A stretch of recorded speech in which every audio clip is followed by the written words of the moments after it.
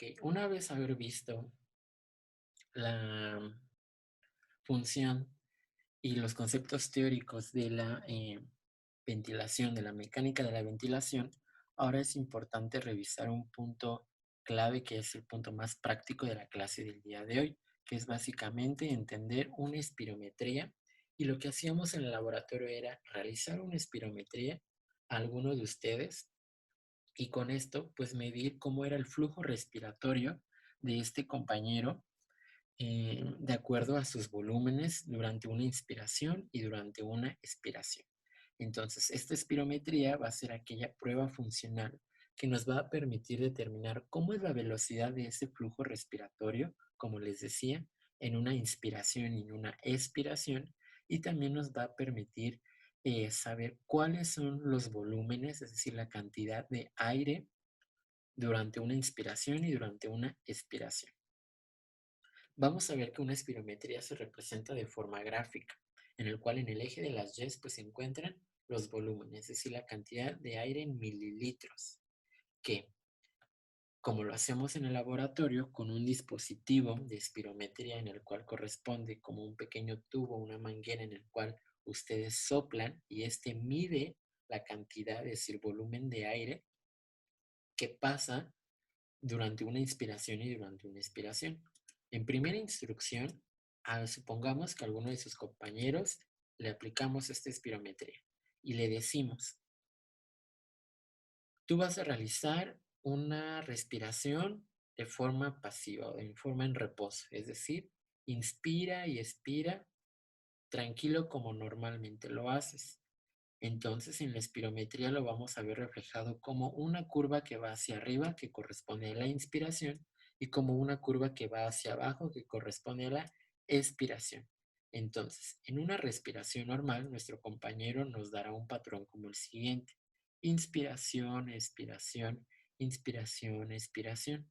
Es decir, esta cantidad de aire que entra y que sale, es decir, que se inspira y que se expira en una respiración normal, simple o en reposo, corresponde cerca de 500 mililitros, es decir, el volumen corriente o también llamado volumen tiral.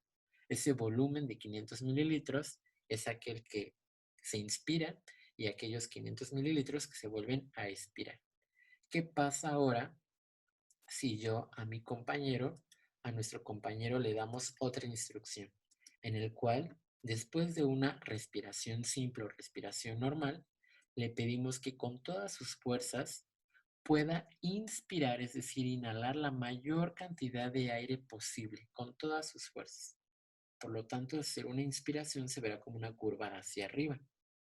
De esta forma, nos refleja la espirometría esta curva de color rojo. Es decir, ¿cuál será esa cantidad de aire que pudo inspirar? Es decir, inhalar de manera forzada a nuestro compañero. Y vamos a ver que es cerca de 2.500 a 3.000 mililitros. Este volumen de aire inspirado de manera forzada después de una respiración normal corresponde al volumen de reserva inspiratorio. Nuevamente, nuestro compañero que está bajo la prueba, le indicamos, tú respira normal otra vez, es decir, inspira 500 mililitros, expira 500 mililitros de una respiración normal que corresponde al volumen corriente, pero ahora mi instrucción es, vas a expirar con todas tus fuerzas la mayor cantidad de aire posible, es decir, exhala con todas tus fuerzas la mayor cantidad de aire que tú puedas. Saca la mayor cantidad de aire y nos va a ver reflejado, por lo tanto, una curva hacia abajo porque es una expiración.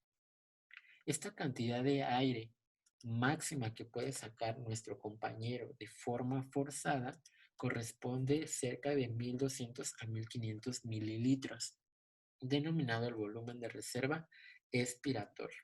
Entonces, hasta este momento pensaremos, después de esta instrucción de que saque todo el aire que más pueda, todo el aire posible con todas sus fuerzas, pensaremos, nuestros pulmones se quedarán vacíos, nuestros pulmones ya no tienen nada de aire.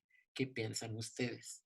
La verdad es que la fisiología nos dice que siempre hay una cantidad de aire en nuestros pulmones que nunca se escapa, que nunca sale y que siempre se queda guardada a pesar de una expiración forzada.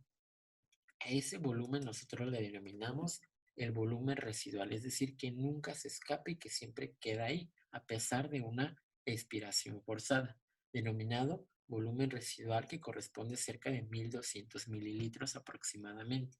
Al ser ese volumen que nunca puede salir a pesar de las fuerzas, a pesar de una expiración forzada, por lo tanto no va a ser medible en el dispositivo de espirometría, no se va a poder calcular en una espirometría. Hasta este momento ya tenemos 4 volúmenes: el volumen de reserva inspiratorio, el volumen corriente, el volumen de reserva expiratorio y el volumen residual. ¿Qué pasa si yo quiero sumar dos de estos volúmenes? ¿Qué pasa si yo quiero sumar tres volúmenes? Al ser una suma de estos cuatro, ahora lo que voy a obtener serán capacidades. Las capacidades son entonces suma de dos o más volúmenes de estos que obtengo a la espirometría. Por lo tanto, si quiero sumar este primer volumen con este segundo, obtengo mi primer capacidad, que es la capacidad inspiratoria, que es cerca de 3500 mililitros si hago la suma.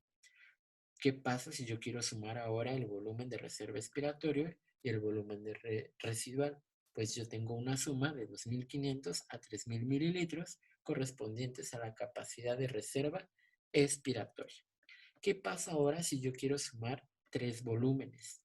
Quiero sumar el volumen de reserva inspiratorio más el volumen corriente más el volumen de reserva expiratorio. Tendré otra tercera capacidad, pero algo yo quiero que aquí entiendan es que a la espirometría nosotros lo podemos entender como de la siguiente manera. Es decir, nuestro paciente que está bajo la prueba, nuestro compañero, sigue teniendo, supongamos, una respiración normal, su volumen corriente de inspiración y su volumen corriente de expiración. Pero ahora mi instrucción va a ser muy particular. Yo le voy a pedir que después de esa respiración normal, con todas sus fuerzas, inhale o inspire la mayor cantidad de aire posible y seguido inmediatamente después, sin ningún detenimiento, expire con todas sus fuerzas o exhale con todas sus fuerzas la mayor cantidad de aire posible. Por lo tanto, esta curva en morado que se vería en la espirometría corresponde justamente a la suma, como les digo, de este volumen reserva inspiratorio, este volumen corriente e incluiría también esta curva morada al volumen de reserva expiratorio. Por lo tanto, al incluir estos tres, haría yo una suma en la cual yo obtendría mi tercer capacidad, que es la capacidad vital funcional. Y se denomina así capacidad vital funcional porque es prácticamente esa cantidad de aire capaz de poder movilizarse durante una inspiración forzada, seguida inmediatamente de una expiración forzada, y que corresponde cerca de 4500 mililitros, siendo pues la suma total de estos tres volúmenes.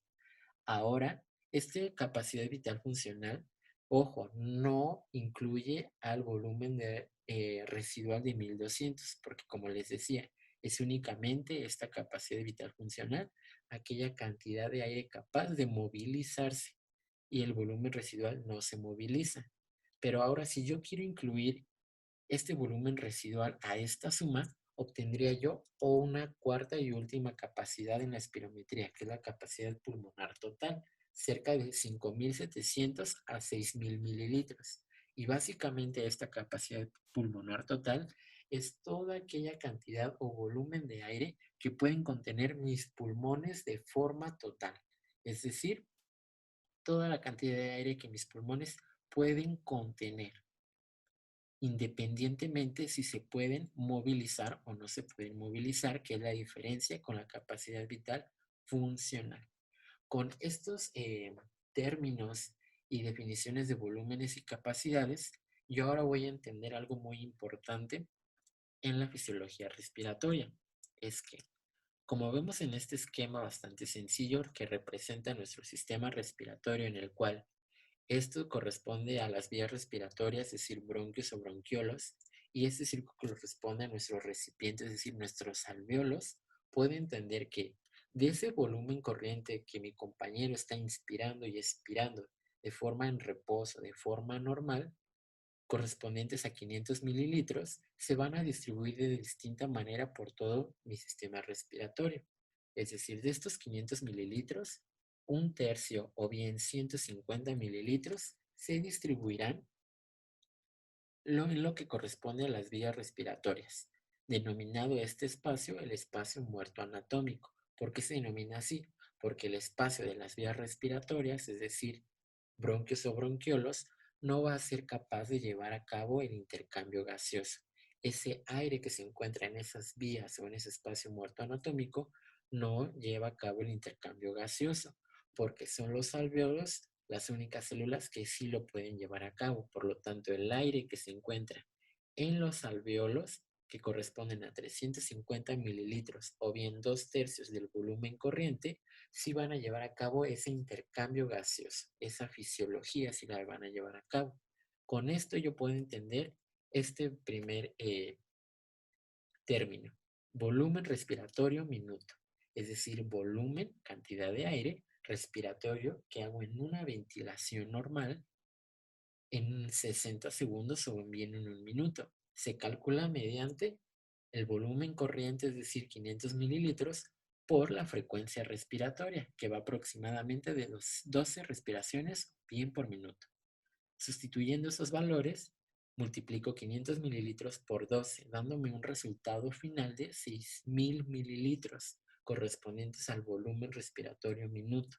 En simples palabras, o de forma más sencilla, esos 6.000 mililitros es la cantidad total que nuestro sistema respiratorio ventila en una respiración normal durante 60 segundos. Pero ahora yo quiero saber de esos 6.000 mililitros que se ventilan de forma normal o en reposo en 60 segundos, de esa cantidad, ¿cuántos llevan a cabo el intercambio gaseoso? Por lo tanto, puedo yo obtenerlo gracias al siguiente término, que es el volumen alveolar minuto. Y se obtiene de la siguiente manera. Volumen corriente menos el espacio muerto anatómico por la frecuencia respiratoria. Sustituyendo los valores, obtengo que mi volumen alveolar minuto es igual a 4.200 mililitros. En términos simples, nos indica que es la cantidad de aire útil o bien fisiológico o bien que lleva a cabo el intercambio gaseoso en una respiración simple o en reposo durante 60 segundos. Entonces, de estos 600 mililitros que se ventilan de forma normal en un minuto, son 4.200 los que sí van a llevar a cabo el intercambio gaseoso en los alvéolos en un minuto. Espero que se haya quedado claro. Una vez haber comprendido esta espirometría simple en el cual obtenemos los 4 volúmenes y las 4 capacidades, ahora podemos aplicar la espirometría forzada, en la cual vamos a obtener dos curvas distintas. La primera es la espirometría tiempo-volumen y la otra es la espirometría de la curva flujo-volumen. En esta primera curva nos va a indicar, básicamente nos ayuda a poder determinar si una persona que está siendo evaluada con espirometría tiene un patrón obstructivo o bien un patrón restrictivo. ¿Qué es eso? Pues en diversas patologías del sistema respiratorio, un patrón obstructivo va a ser aquello que en las vías respiratorias impide el flujo correcto hacia el exterior, es decir, la expiración o exhalación se ve obstruida, como por ejemplo en el EPOC, en el asma, en la bronquitis o en el enfisema. Otro patrón de una enfermedad respiratoria es el patrón restrictivo, en el cual es básicamente hay una restricción en la distensión de los alvéolos. Por lo tanto, esta imposibilidad de distenderse de la pared de los alvéolos imposibilita que haya adecuada cantidad de aire que permita la función respiratoria normal. Entonces, ¿a qué se debe que exista una alteración en la distensión correcta de los alvéolos? Por ejemplo, por fibrosis pulmonar, por tuberculosis o por depósitos de tejido conectivo que endurezca la pared de los alvéolos y esto imposibilite su distensión y por lo tanto imposibilite la cantidad de aire suficiente que puede entrar a los alvéolos, dándonos así un patrón restrictivo. ¿Cómo nosotros lo evaluamos? Ya sea un patrón obstructivo, en un patrón restrictivo, en una espirometría. primeramente tenemos que entender cómo se ve una espirometría en una curva tiempo-volumen, que es esta primera, en una persona normal. Pues nos dice que esta gráfica representa el volumen en el eje de las Y y el tiempo de expiración, es decir, de exhalación de aire, durante 6 segundos. Es decir, a nuestro paciente le pido, expire, exhale la mayor cantidad de aire que pueda sacar con todas sus fuerzas. Y yo lo que voy a obtener es básicamente que en el primer segundo de esa expiración forzada, va a sacar prácticamente una persona normal la mayor cantidad de aire posible. Esta mayor cantidad de aire posible, expirada de manera forzada en el primer segundo, se denomina como el volumen expiratorio forzado 1, es decir, en el primer segundo. Y vamos a ver que esta expiración forzada puede durar 6 segundos. 6 segundos en los que nuestro paciente saca todo el aire que puede con mayor fuerza. Y es hasta este primer segundo que puede sacar cerca del 80%, es decir, la gran cantidad o la mayoría de aire expirado de manera forzada. Por lo tanto, yo espero que en los próximos segundo número 2, en el tercer, en el cuarto, en el quinto y en el sexto segundo, pueda sacar nuestro paciente el aire restante.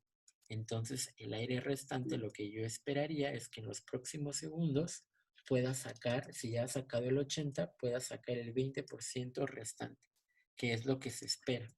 Y si lo llega a hacer nuestro paciente, podemos entender que al sacar prácticamente toda esa cantidad posible de manera forzada, corresponde básicamente a la capacidad vital forzada que nosotros vimos en la espirometría anterior, en la gráfica anterior.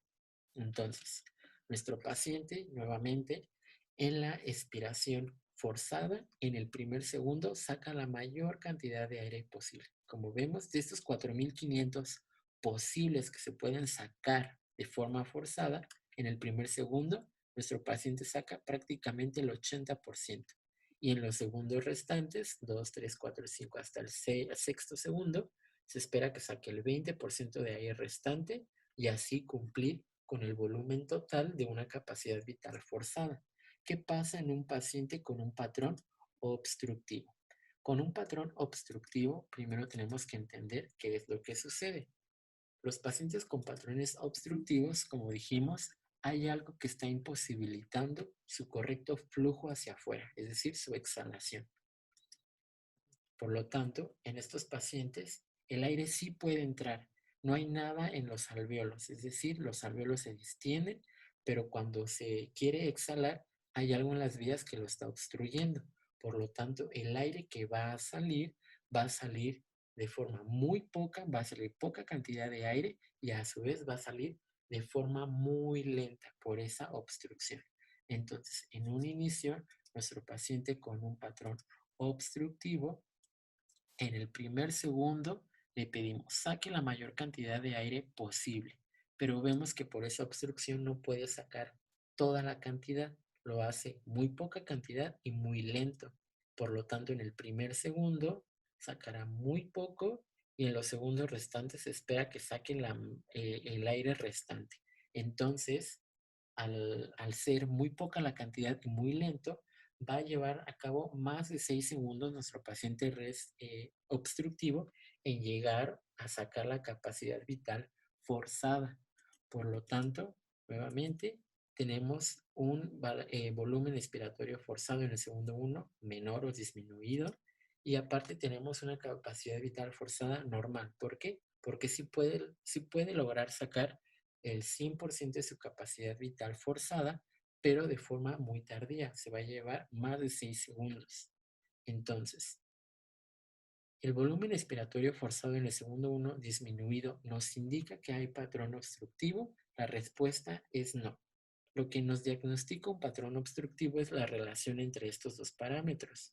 Una relación en una división, en el cual si esa división de BEF1 sobre capacidad vital forzada es menor al 70%, nos dice que sí hay sospecha de un patrón restrictivo. Lo único que nos indica de por sí solo el volumen expirado forzado en el segundo 1 es la gravedad de mi patrón obstructivo. Si yo saco menor cantidad de aire en el primer segundo, habrá una mayor obstrucción. ¿Ok? ¿Cómo se ve ahora un patrón restrictivo? Pues ahora hay que entender qué es lo que sucede en un patrón restrictivo. Como les decía, se restringe la distensión normal de un alveolo. Por lo tanto, no hay nada que imposibilite su flujo por las vías respiratorias, no hay obstrucción, sino el problema es en la pared del alveolo. Como hay una distensión alterada, los alveolos no se pueden distender totalmente. Al no distenderse, no pueden ocupar gran cantidad de volumen de aire. Por lo tanto, en una primera instancia, el patrón restrictivo entra poco aire por esa poca distensión alveolar. Al entrar poco aire en un inicio por esa distensión alveolar, a nuestro paciente le pedimos nuevamente saque toda la cantidad de aire que pueda con la mayor fuerza que pueda. Nosotros veremos entonces que esa capacidad de aire forzada en el primer segundo se verá también disminuido. ¿Por qué? Porque en primera instancia no entró gran cantidad de aire, por lo tanto no va a salir la gran cantidad de aire. Entonces, se espera que en los próximos segundos, pues como no hay obstrucción en las vías respiratorias, no tarde más de 6 segundos en salir. Esto sí va a salir de forma normal o en segundos, en un tiempo de segundos normal. Va a llegar a poder sacar su capacidad vital forzada, al menos sí en 6 segundos, porque no hay obstrucción, sino el problema dijimos que era en la distensión alveolar. Por lo tanto, un paciente con patrón restrictivo, el aire no entra por esa poca distensión y aparte no va a salir o saldrá muy poco por ese pequeño aire que entró en un inicio. Entonces, ese volumen expirado forzado en el primer segundo también es menor. Y esa capacidad vital forzada sí es menor en comparación con una persona normal, porque una persona normal puede, no sé, inspirar cerca de 4.500 mililitros en una capacidad vital forzada, pero un paciente restrictivo no va a ser así. No hay nada que lo obstruya, pero en un inicio hubo poco aire, por lo tanto habrá poco aire que se pueda obtener hasta el 100% de la capacidad vital forzada. Entonces, nosotros vemos que si hacemos ahora la relación de estos dos factores en el patrón restrictivo, obtendríamos entonces una división mayor al 70%, porque esa cantidad de aire que salió en el primer segundo sí es mayor al 70% de la capacidad vital forzada que pudo sacar. Entonces, un porcentaje mayor a 70 nos indica sospecha de un patrón restrictivo. Entonces, algo importante aquí como resumen es que el volumen expiratorio forzado en el primer segundo o BEP1, su relación dividiéndolo con la capacidad vital forzada, nos indica el diagnóstico de un patrón obstructivo o no obstructivo. Es esta relación. Pero quedamos que es el volumen expirado forzado en el segundo 1 el que nos va a decir la gravedad, más no el diagnóstico. El diagnóstico es la relación y la gravedad es por sí solo el B1, que si va de mayor a 70 es un patrón obstructivo leve, hasta una relación menor al 50%, pues nos dice que es un patrón obstructivo bastante grave. ¿Qué pasa entonces cuando no tenemos un patrón obstructivo, sino más del 70%? Pues tenemos que valorar la capacidad vital forzada, es decir, si nuestro paciente sí puede sacar 4.500 mililitros, lo que una persona normal hace, porque vemos que no hay obstrucción. Entonces tiene su capacidad vital forzada disminuida. Entonces, si vemos que es mayor al 80%, sabemos que es normal. Si está disminuida, podemos sospechar de un patrón restrictivo. Ahora, por último, tenemos que evaluar la segunda curva que les decía que corresponde a la espirometría forzada. Esta segunda curva evalúa prácticamente flujo versus volumen. ya no evalúa el tiempo, el flujo ya, el tiempo ya está de alguna manera proporcionado en el flujo, porque sabemos que es mililitros sobre tiempo.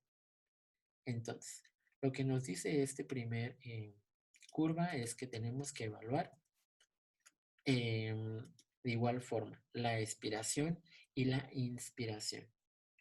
Si a nuestro paciente le pedimos, como sabemos en una espirometría, lo que en una inspiración se verá representado como una curva hacia, hacia arriba, en una inspiración. Entonces aquí es una inspiración. Y una curva que se vea representada hacia abajo será una expiración. Entonces, en esta curva de flujo-volumen, lo que nosotros evaluamos en una persona normal, pues va a ser prácticamente lo siguiente. En una le pedimos a nuestro paciente que saque todo el aire que pueda con la mayor fuerza, todo el aire posible, para poder nosotros obtener la siguiente curva. Es decir, le pedimos una expiración forzada. Y lo que obtenemos aquí básicamente es que en el eje de las Y el flujo y en el eje de las X el volumen. El volumen en porcentaje. ¿Ok? El volumen en porcentaje. ¿Qué es lo que nos dice esto? Nos dice que cuando nuestro paciente expira de forma forzada, vamos a ver que en el primer momento el flujo inicial con el que nuestro paciente moviliza el aire hacia el exterior de forma forzada va a tener una velocidad bastante grande. Es decir, el flujo inicial con el que nuestro paciente expira tiene la velocidad más alta. Por lo tanto, antes de llegar o antes de sacar el 25% del aire expirado de forma forzada, este aire ya ha tenido una velocidad mayor. Por lo tanto, al sacar el 25%, la velocidad disminuye. Al sacar el 50% del volumen, disminuye aún más. El 75% aún tiene un flujo más bajo. Y cuando ya sacamos el 100% de nuestra capacidad vital forzada, tiene una velocidad o un flujo aún más bajo. Entonces, lo que obtenemos en esta curva es un pico, el pico de flujo, que es el momento en el cual el flujo tiene la mayor velocidad durante una expiración forzada. Por lo tanto, podemos entender que cuando se ha sacado todo el volumen de aire de forma forzada, tiene la menor velocidad, capacidad vital forzada, el 100% expirado con la menor velocidad. Y por lo tanto dijimos que el volumen expirado forzado al segundo número 1, que correspondía prácticamente al 80% de todo ese volumen expirado, vamos a ver que también va a tener una velocidad ya muy baja. Entonces, nuevamente y recalco, el pico de flujo nos indica que antes inclusive de sacar el 25% del volumen expirado de forma forzada, este volumen antes de llegar al 25% es este volumen el que tiene la mayor velocidad.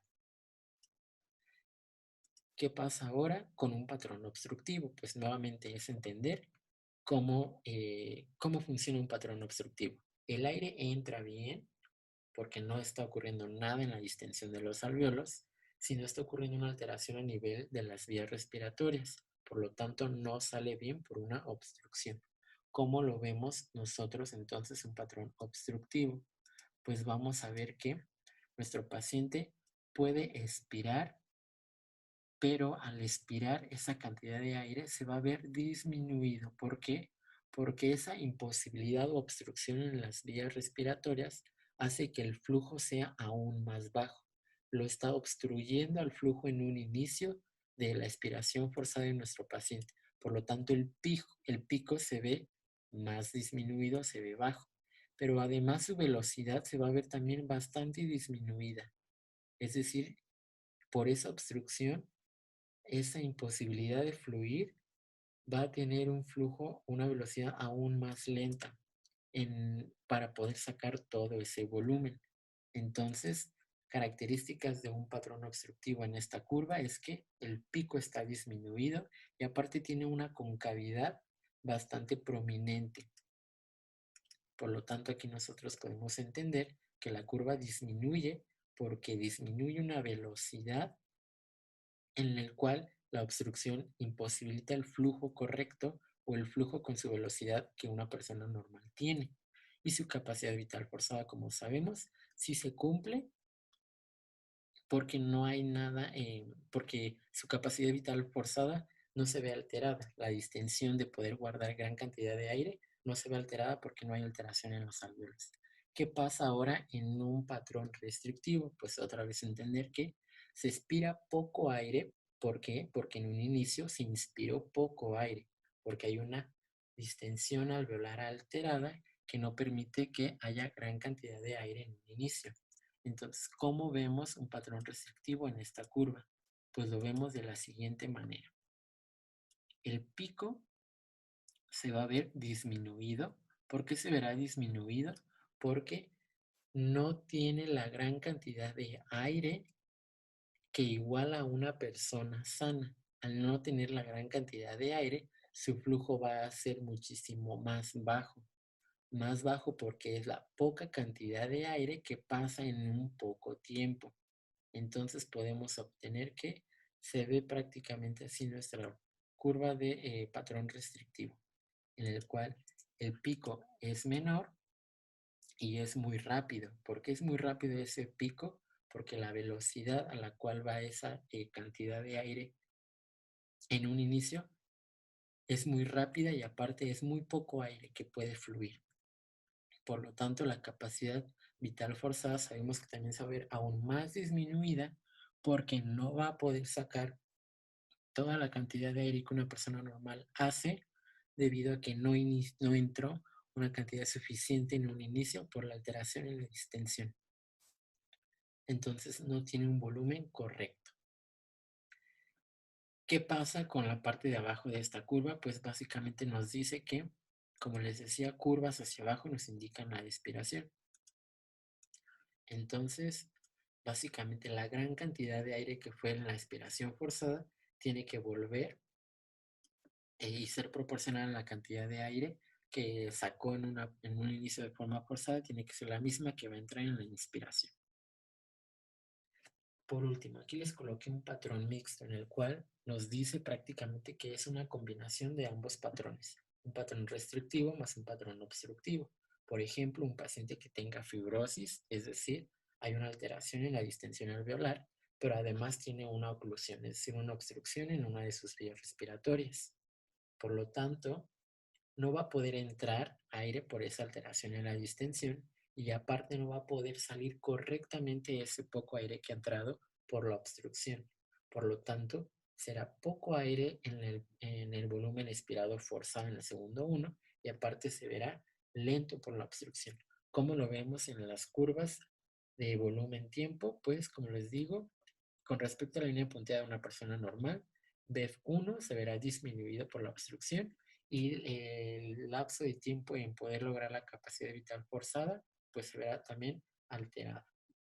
¿Qué va a pasar con la curva de flujo-volumen en un patrón mixto? Pues de igual forma, no va a llegar al pico máximo de una persona sana debido a que la distensión de los alvéolos se ve alterada y no permite una cantidad adecuada de aire que entre, por lo tanto la cantidad de aire expirada forzada será poca, será disminuida el pico y además el patrón obstructivo permite que no salga esa obstrucción, permite que no el flujo se vea imposibilitado a salir y se observe esa concavidad. Entonces se ve pequeña la curva y aparte se ve con una concavidad. Sería todo.